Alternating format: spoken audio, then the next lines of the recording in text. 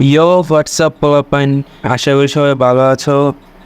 আজকে আমরা দেখব অষ্টম শ্রেণী ষান্মাসিক মূল্যায়ন 2024 এর জীবন জীবিকার 1 থেকে 49 পৃষ্ঠার নমুনা প্রশ্ন। তোমাদের 3 তারিখ যেই জীবন জীবিকা এক্সাম হবে সেই এক্সামের জন্য আমি কিছু নমুনা প্রশ্ন তৈরি করেছি অধ্যায় ভিত্তিক। আজকে আমরা সেই সকল কোশ্চেনগুলো দেখব, ঠিক আছে? তাহলে দেখি আমরা প্রথম অধ্যায় কী কী কোশ্চেন তৈরি করছি তোমাদের জন্য। প্রথম অধ্যায়ের জন্য প্রথম কোশ্চেন হচ্ছে পারিবারিক মজুদ ব্যবস্থাপনা বলতে কী বোঝায়। 2, মজুদ খতিয়ান বা স্টক লেজার কাকে বলে। 3, ইভেন্ট ম্যানেজমেন্ট কী। 4, তোমার পরিবারে কী পরিমাণ মজুদ হাতে রেখে পুনরায় ক্রয়ের উদ্যোগ নিতে হবে তা তুমি কিভাবে নির্ধারণ করতে পারবে, ব্যাখ্যা করো। নিচে 5 নাম্বার হচ্ছে একজন ইভেন্ট অর্গানাইজার হিসেবে তোমার কি কি দক্ষতা অনুশীলন করা প্রয়োজন বলে তুমি মনে করো, ব্যাখ্যা করো। দেন তোমাদের জন্য আমি একটি দলগত কাজ লিখেছি, সেটা তোমরা দেখো। দলগত কাজটা কি? 1, পারিবারিক বাজেট সম্পর্কে ধারণা দাও। পারিবারিক বাজেট করার ফলে কি কি সুবিধা পাওয়া যায় তা লিখে ক্লাসে উপস্থাপন করো। তোমাদের সুবিধার জন্য আমি আরও একটি দলগত কাজ দিয়েছি।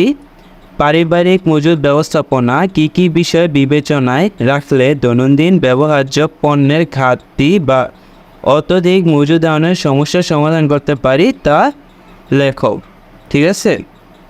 তাহলে আমরা প্রথম অধ্যায়ের কিছু নমুনা একক কাজ এবং কিছু দলগত কাজ দেখলাম। এখন আমরা দ্বিতীয় অধ্যায়ের নাম কি? দ্বিতীয় অধ্যায়ের নাম হচ্ছে দক্ষতা উন্নয়নের জানালা। দ্বিতীয় অধ্যায়ের কিছু একক কাজ দেখি। কৃষিতে পেশাগত দক্ষতা আলোচনা করো। 2, নবায়নযোগ্য শক্তি কী। 3, ডেটা বিশ্লেষণ বলতে কী বুঝো। 4, কারিগরি বা প্রযুক্তিগত দক্ষতা বলতে কী বোঝায়। দেন 5 নাম্বার হচ্ছে কারিগরি ও বৃত্তিমূলক শিক্ষা কেমন আলোচনা করো। তোমাদের জন্য আমি একক কাজের 5টি প্রশ্ন রেখেছি। এখন দলগত কাজের প্রশ্নটি আমরা দেখব।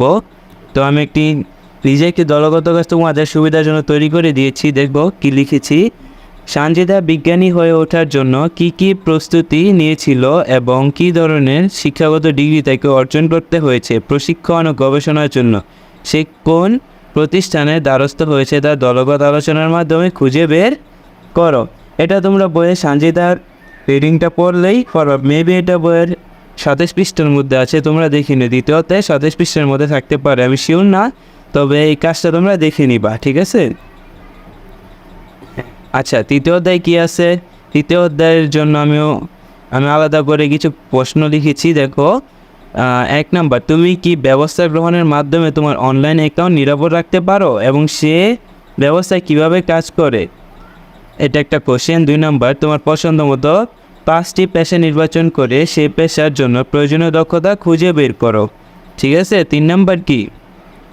তোমার পাঠ্য বইয়ের প্রযুক্তির সাথে বসবাসের গল্প থেকে কয়েকটি প্রযুক্তি আমাদের জীবনে বাস্তব ক্ষেত্রে কীভাবে ব্যবহার করা যায় তা লেখো।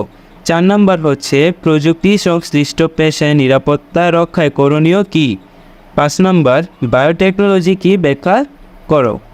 এই 5টি প্রশ্ন তোমাদের জন্য আমি তৃতীয় অধ্যায় থেকে লিখেছি। এখন তৃতীয় অধ্যায় থেকে একটি দলগত কাজও লিখেছি। দলগত কাজটি কি? ভবিষ্যৎ পৃথিবীতে নিরাপত্তা যেমন নিজ পরিবার ও সমাজের বজায় রেখে আমরা উক্ত পেশায় কীভাবে কাজ করতে পারি তা নিয়ে দলগত আলোচনা করে তথ্যগুলো সংরক্ষণ করে রাখো।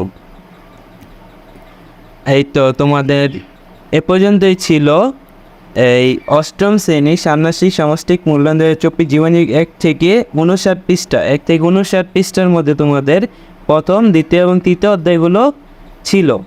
তোমরা যারা এই প্রশ্নের ভিডিওগুলো দেখেছো তাদের যদি উত্তর প্রয়োজন হয়, আমি পরের দিন এই প্রশ্নগুলোর উপর উত্তর নিয়ে আরেকটি ভিডিও তৈরি করব। তোমরা চাইলে কমেন্ট করো। তোমাদের যদি এইগুলোর উত্তর প্রয়োজন হয় তাহলে কমেন্টে বলো, আমি সবগুলোর উত্তর দিয়ে দেওয়ার চেষ্টা করব।